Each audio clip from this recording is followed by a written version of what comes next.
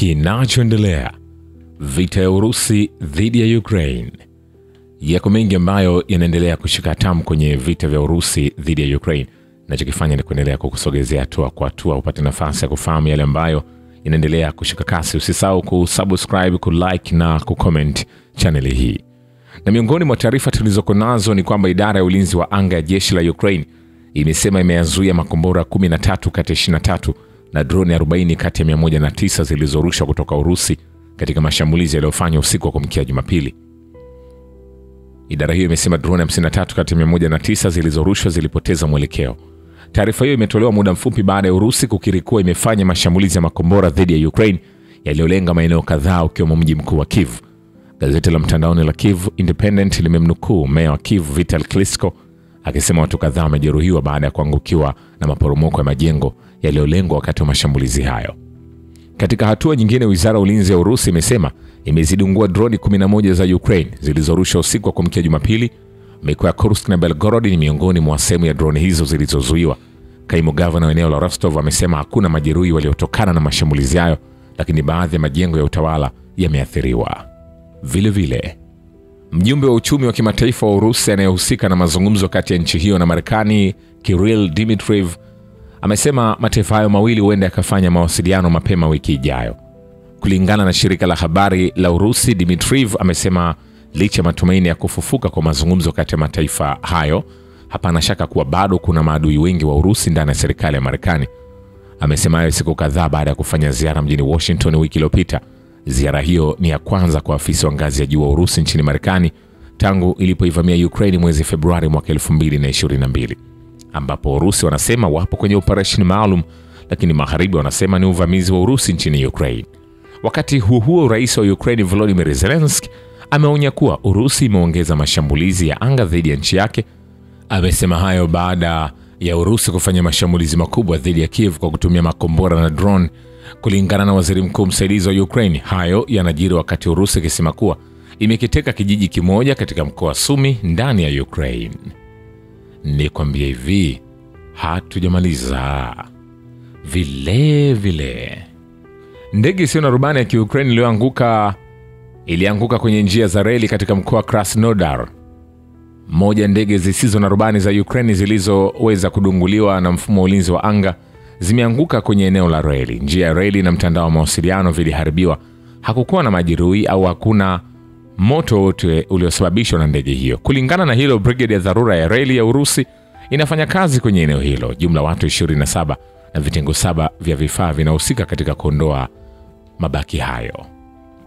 Hayo yakiendelea, vikosi vya ulinzi wa anga vya Urusi vimedungua ndege 19 zisizokuwa na rubani katika maeneo matatu ya Urusi usiku kucha, wizara ya ulinzi ya Urusi imeripoti.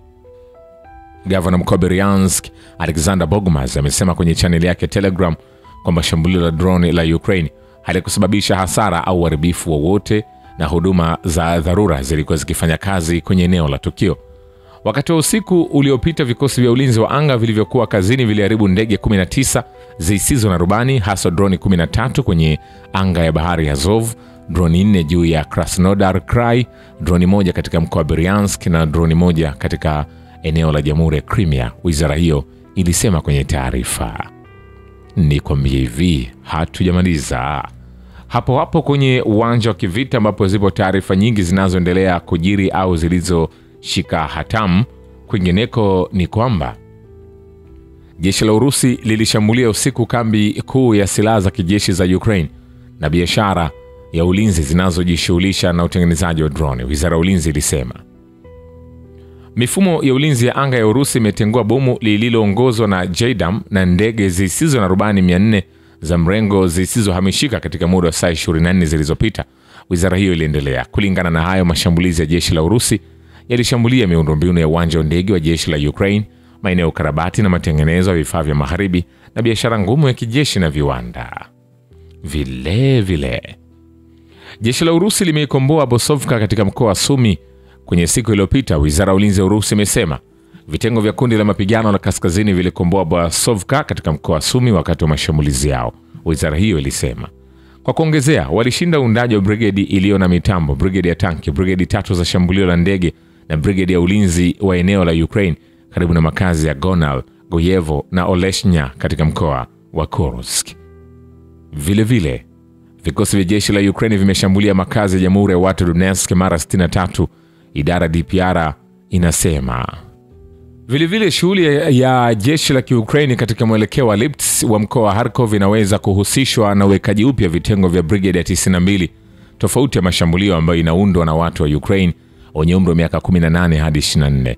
Huduma za usalama za Urusi zinasema maskauti wetu waligundua ndege za kivita za M109 Paladin zinazomilikiwa na kikosi tofauti cha 92 cha mashambulio cha Ukraine katika eneo wa uelekeo wa Lipetsk. Vikosi vya silaha viliharibu pia malengo, na chanzo kilisema kuongezeka kwa shughuli za Ukraine kunaweza kuhusishwa na harakati za vitengo kutoka kikosi cha 92 ambacho kinaundwa na vijana wa Ukraine wenye umri wa miaka 18 hadi 24. Chanzo pia kilibaini kuwa vikosi vya Urusi hapo awali vilikuwa vimeondoa askari wenye uzoefu zaidi kutoka kwenye muundo huo. Mnamo Machi 1, Wizara ya Ulinzi ya Urusi iliripoti kwamba juhudi za serikali ya Kiev kurudisha hasara zake za mstari wa mbele hazikufaulu. Mnamo Februari, vituo vya kuajiri vya eneo vilihamasisha waajiriwa chini ya 28, wakati hasara jumla ya mwezi huo ilifikia wanajeshi 38,920.